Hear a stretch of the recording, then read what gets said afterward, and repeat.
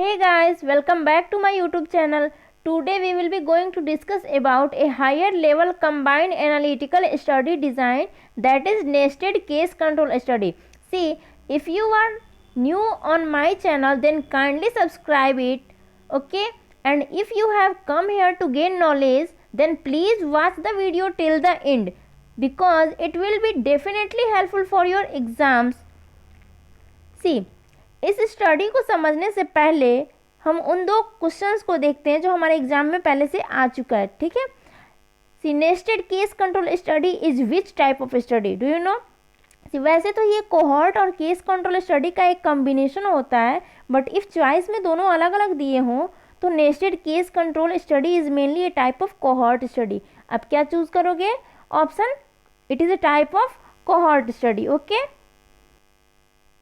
सो next question जो पूछा गया है वो है, what must be the reason nested case control study is a type of cohort study. तो इसका आंसर होगा फॉरवर्ड डायरेक्शन, कि नेस्टेड केस कंट्रोल स्टडी होने के लिए क्या रीज़न होना चाहिए, ठीक है। तो ये होता है forward direction. But forward direction, prospective nature, cause to effect, ये सब अगर चॉइस में नहीं दिया है तो फॉरवर्ड डायरेक्शन का ही एक दूसरा नाम है जिसे हम बोलते हैं टेम्पोरलिटी, ठीक है। टेम्पोरलिटी मीन्स टेम्पोरल एसोसिएशन, इसका मतलब होता है कॉज टू इफेक्ट, जो कि हमें नेस्टेड केस कंट्रोल स्टडी में देखने को मिलता है, ठीक है। It is therefore mainly a type of case control study, ठीक है। अब नेस्टेड केस कंट्रोल स्टडी को हम दो कंडीशन में करते हैं। कौन कौन सी वो कंडीशन है, तो आइए देखते हैं। Disease must be new and rare, disease new होनी चाहिए और रेयर होनी चाहिए, because it's diagnostic test is very expensive. Nested case control study में जो होता है ना, उन डिजीज़ का करते हैं जिनका डायग्नोस्टिक टेस्ट जो होता है वो काफ़ी एक्सपेंसिव होता है, ठीक है। Let's try to understand the design of nested case control study. If आपको पता हो कि स्टेम सेल बैंकिंग क्या है, देन ये डिज़ाइन समझना आपके लिए आसान हो जाएगा, ठीक है। इसमें एक क्या करते हैं ना कि न्यू बेबी के स्टेम सेल्स को हम लेकर उसे प्रॉपरली लेवल करके रेफ्रिजरेटर में डाल देते हैं -20 डिग्री सेल्सियस पे, ओके। सी, एक हेल्दी न्यू बॉर्न के सैंपल को फ्रीज करने के बाद अगर 5 ईयर या 10 या फिर 20 ईयर के बाद फ्यूचर में कोई भी प्रॉब्लम आती है तो उन स्टेम सेल्स को हम निकाल कर उनमें कोई भी स्टडी या टेस्ट करके देख सकते हैं, ठीक है।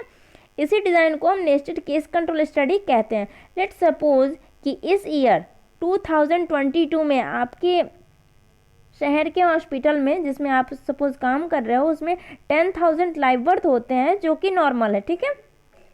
सारे लाइव बर्थ नॉर्मल है। अब उन सब की हिस्ट्री तो आपके पास होगी ना मदर की केस शीट में, उसमें सब कुछ मेंशन होगा कि क्या मदर ने टेटनस टॉक्साइड लिया था प्रेगनेंसी में, क्या मदर ने आयरन फॉलिक एसिड लिया था प्रेगनेंसी के टाइम में, या फिर क्या मदर ने कोई एक्सरे तो नहीं कराया था फर्स्ट ट्राइमेस्टर में, या फिर मदर का कितना वेट गेन हुआ था, क्या डिलीवरी के टाइम में कोई मदर को कॉम्प्लिकेशन हुई थी, तो सब कुछ उस हिस्ट्री में उस केस शीट के रिकॉर्ड में होती है। बेबी का वेट कितना था बर्थ के टाइम में, बेबी को बर्थ के टाइम में कोई वैक्सीन मिली थी या नहीं मिली थी, सब कुछ मेंशन होता है, ओके। तो इस हिस्ट्री केस शीट को आप क्या करो कि स्कैन करो और अपने कंप्यूटर में डाल दो। इसके अलावा आप इन सारे 10,000 न्यूबॉर्न के सैंपल कलेक्ट करो। ये सैंपल किसी भी चीज़ का हो सकता है, चाहे वो स्टेम सेल का हो उनका, या फिर ब्लड हो उनका, या फिर यूरिन हो, ठीक है, या फिर कोई कुछ और। तो इस सैंपल को प्रॉपर लेवल करने के बाद में इसे आप रेफ्रिजरेटर में -20 डिग्री पर डाल दो, ठीक है। अब आपको वेट करना है, कोई नई रेयर डिजीज़ होने का इनमें आपको 5 ईयर वेट करना होगा, ठीक है। 5 ईयर में अगर कोई डिजीज़ नहीं होती है देन फिर अगेन 5 ईयर, अगेन 5 ईयर, ऐसे करके आप वेट करो।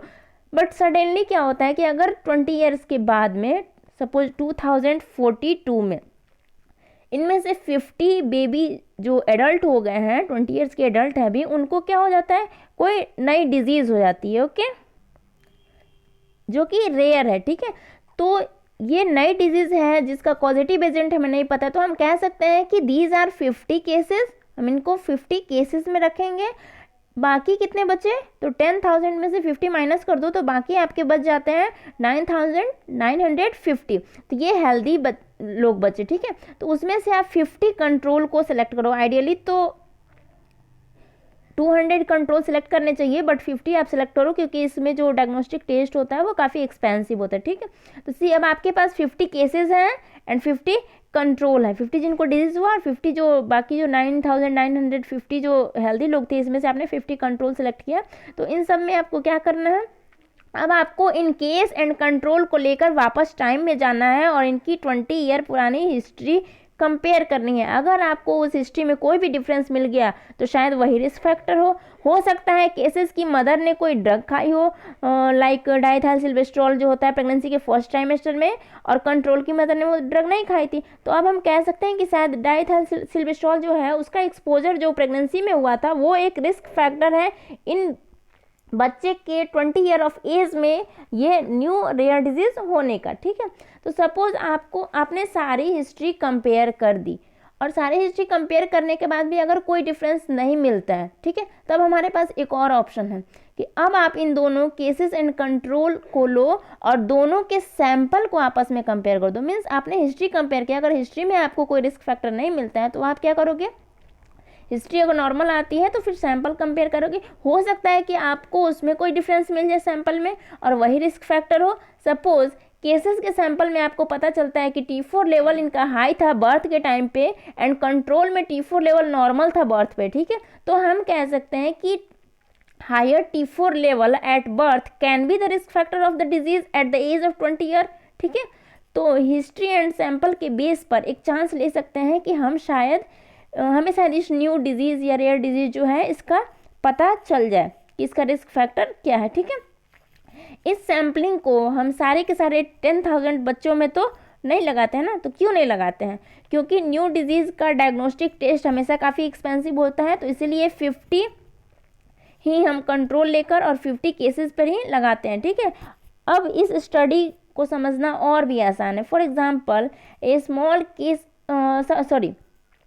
आप देखो कि क्या है कि जो एक छोटा सा यहाँ पे क्या था, केस कंट्रोल स्टडी हमने किया। ठीक है, लेकिन किस में किया था, एक बड़ी सी कोहॉर्ट स्टडी में, क्योंकि 10,000 का हमने फॉलो अप किया ना, 10,000 बेबी का, तो इसलिए हम कह सकते हैं कि nested case control study is A small case control study. क्या है, एक छोटा सा केस कंट्रोल स्टडी है which is nested in a big cohort study, जो कि एक बड़े से कोहॉर्ट स्टडी में पुट किया हुआ मीन्स रखा गया है। ठीक है, तो इसमें आपने 10,000 बेबी को 20 ईयर तक फॉरवर्ड डायरेक्शन में फॉलो अप किया, 2022 से लेकर 2042 तक। ठीक है, उनकी हिस्ट्री एंड ब्लड सैंपल को लेकर फॉलो अप किया कि कब इनमें नई डिजीज़ होगी और कब इनमें स्टडी करेंगे। ठीक है, अब जैसे ही उनमें डिजीज़ होती है तो उनमें से 50 केसेस एंड 50 कंट्रोल को लेकर वापस जाकर टाइम में उनकी हिस्ट्री या ब्लड सैंपल को आपस में कंपेयर करके केस कंट्रोल स्टडी करते हैं। तो ये एक बहुत छोटी सी केस कंट्रोल स्टडी हो गई 100 लोगों की, जो कि एक बड़ी कोहॉर्ट स्टडी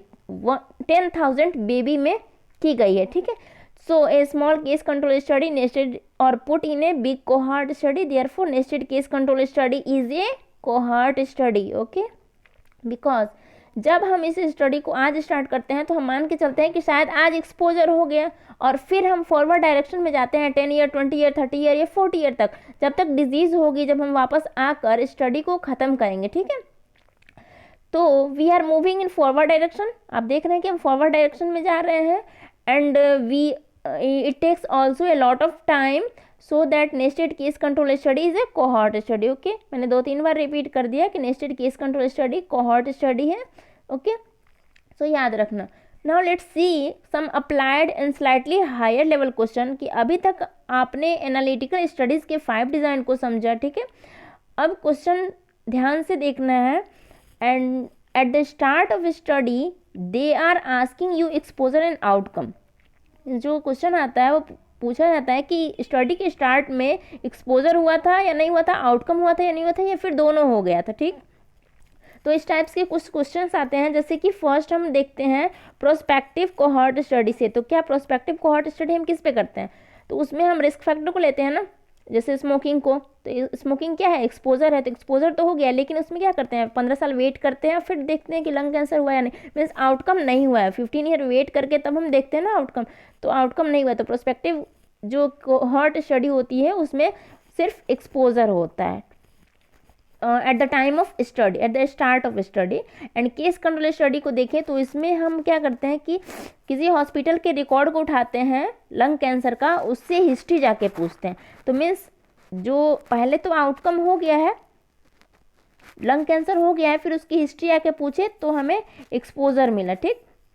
तो ये हो गया, इसमें दोनों eight the start of study हो चुका होता है, exposure and outcome. Retrospective cohort study में देखते हैं, तो इसमें क्या होता है ना कि हम अभी जाते हैं किसी हॉस्पिटल में और हॉस्पिटल के रिकॉर्ड उठाते हैं स्मोकिंग का, कि कितने लोग स्मोकर थे, पुराना रिकॉर्ड लेते हैं। तो पुराना एक्सपोजर ले लिया हमने, एंड एक्सपोजर से फिर आउटकम की तरफ गए, तो ये हो गया हमारा फॉरवर्ड डायरेक्शन। तो retrospective cohort study forward direction में तो है ही, साथ में इसमें जब हम स्टडी स्टार्ट करने जाना है उस टाइम में एक्सपोजर भी हो गया रहता है एंड आउटकम भी हो गया रहता है। क्योंकि सपोज अगर 2022 में हम कोई स्टडी स्टार्ट करते हैं रेट्रोस्पेक्टिव कोहॉर्ट स्टडी, तो हम 2007 का सैंपल उठाते हैं, मीन्स हिस्ट्री लेते हैं और उससे कांटेक्ट करके पता करते हैं कि उसको डिजीज़ हुआ या नहीं 15 साल बाद 2022 में। तो फिर ये क्या हुआ, आज ही हमने स्टडी स्टार्ट की, लेकिन कब की स्टार्ट की, पुराने केस रिकॉर्ड की स्टडी स्टार्ट की है ना। तो इसलिए ये क्या हो गया, रेट्रोस्पेक्टिव कोहॉर्ट स्टडी में भी एक्सपोजर एंड आउटकम दोनों हो गए हैं, ठीक है। लेकिन रेट्रोस्पेक्टिव स्टडी जो है वो केस कंट्रोल स्टडी से क्यों अलग है, क्योंकि इसका जो डायरेक्शन है वो क्या है, फॉरवर्ड है, ठीक, सिर्फ इतना ही फर्क है। नेक्स्ट देखते हैं मिक्स्ड कोहॉर्ट स्टडी, इसमें भी एक्सपोजर एंड आउटकम पहले से ही हो चुका है, ठीक है। तो बट ये case control study and retrospective cohort study से डिफरेंट कैसे है, क्योंकि इसमें कुछ एक्सपोजर और बाद में भी होगा ना, जब हमारे डाटा को कोई थर्ड कोई इन्वेस्टिगेटर 5 या 10 ईयर आगे ले जाएगा, तो फिर क्या होगा, कुछ और आउटकम देखने को मिलेंगे, ठीक है। सिर्फ इसलिए अलग है, लेकिन इसमें भी मिक्स्ड कोहॉर्ट स्टडी में तो रेट्रोस्पेक्टिव कोहॉर्ट स्टडी होता है ना, एंड प्रोस्पेक्टिव कंपोनेंट भी होता है। तो ये दोनों कंपोनेंट होने की वजह से ये क्या है, इसमें एक्सपोजर और आउटकम दोनों पहले से ही हो गया है, ठीक है। Next nested case control study, ठीक है। तो इसमें ये यहाँ पे क्या होता है ना कि सिर्फ एक्सपोजर हुआ रहता है, ठीक है। And nested case control study में क्योंकि आपने 2022 में सिर्फ सैंपल लिया है एंड 20 ईयर फॉरवर्ड जाने के बाद आपको रियल डिजीज़ मिली है, तो ये फॉरवर्ड डायरेक्शन में हुआ। तो डिजीज़ कब मिला आपको, वेट करने के बाद में, काफ़ी वेट किया आपने तब मिला। तो इस टाइम में क्या हुआ, हमने मान लिया कि एक्सपोजर हो चुका है, तो इसलिए क्या हो गया, एक्सपोजर हो जाता है नेस्टेड केस कंट्रोल स्टडी में eight the start of study, but जो आउटकम होता है वो हमें लेट मिलता है, ओके। नेक्स्ट हम देखते हैं कि कुछ और क्वेश्चन आता है डायग्राम बेस्ड। इसमें क्या होता है, इसमें मैच मेकिंग करना होता है अक्सर। तो आप देख सकते हैं कि यहाँ पर लिखा है prospective cohort study, case control, retrospective mixed and nested case control study, इसको आपको मैच करना है। तो प्रोस्पेक्टिव कोहॉर्ट स्टडी में सबसे पहले कहाँ होते हैं हम, स्टार्टिंग पॉइंट जहाँ पे एक्सपोजर हुआ होता है, ठीक है, और वहाँ से हम जाते हैं आउटकम की तरफ, वेट करते हैं, फॉरवर्ड डायरेक्शन में जाते हैं, इतना तो पता है ना। तो ये एरो जो है फॉरवर्ड डायरेक्शन की तरफ है एंड हम यहाँ पे हैं और ये वेट करते हैं, आगे जाके 15 ईयर के बाद में डिजीज़ देखते हैं। तो ये हो गया हमारा prospective cohort study. Case control study तो इसका जस्ट अपोजिट होता है। तो आप देख सकते हैं कि केस कंट्रोल स्टडी में हम यहाँ हैं और हम बैकवर्ड की पीछे की हिस्ट्री लेते हैं। तो ये हो गया हमारा case control study. Retrospective cohort study means अभी हम यहाँ पे तो हैं, अभी के टाइम में 2022 में हम गए हॉस्पिटल से केस रिकॉर्ड लिया 2007 का और उस पर आके फिर से पता किया कि 2022 में किसको लंग कैंसर हुआ है, ठीक है। तो ये हम आज ही हैं और आज से बैकवर्ड जाके फिर फॉरवर्ड हम आ रहे हैं। तो ये हमारा हो गया रेट्रोस्पेक्टिव कोहॉर्ट स्टडी, ठीक है। सेम मिक्स्ड कोहॉर्ट स्टडी में क्या होता है, रेट्रोस्पेक्टिव कोहॉर्ट स्टडी का कंपोनेंट रहता है एंड प्रोस्पेक्टिव कंपोनेंट, मीन्स ये 1 नंबर जो आप देख सकते हैं एंड 3 नंबर ये दोनों ऐड होगा। तो यहाँ पे आपको दिख रहा है 5 नंबर में, यहाँ पे हम हैं, हमने बैकवर्ड जाके हिस्ट्री लिया, पेशेंट से कांटेक्ट किया, फिर उस पर रेट्रोस्पेक्टिव स्टडी की और फिर उस कंपोनेंट को किसी ने 5 ईयर या 10 ईयर तक आगे बढ़ा दिया। तो ये हो गया मेरा मिक्स्ड कोहॉर्ट स्टडी। नेक्स्ट देखते हैं नेस्टेड केस कंट्रोल स्टडी। इसमें क्या करते हैं कि हम यहाँ पे हैं 2022 में, हमने सैंपल्स कलेक्ट किए कुछ, उसके बाद वेट किया डिजीज़ होने के बाद में फिर हम आते हैं वापस अभी के करंट के टाइम में और फिर हम देखते हैं। तो ये हो गया हमारा nested case control study, okay. तो इस तरह से मेरा आप लोगों को पूरा तरह से समझ में आ गया होगा ना, ठीक है। नेक्स्ट वीडियो में we will discuss about some other analytical studies, so kindly subscribe my channel for my upcoming videos that will be very helpful for your exams And yes, please like my all videos and mention in comment section if you have any queries, any question. Okay, thank you.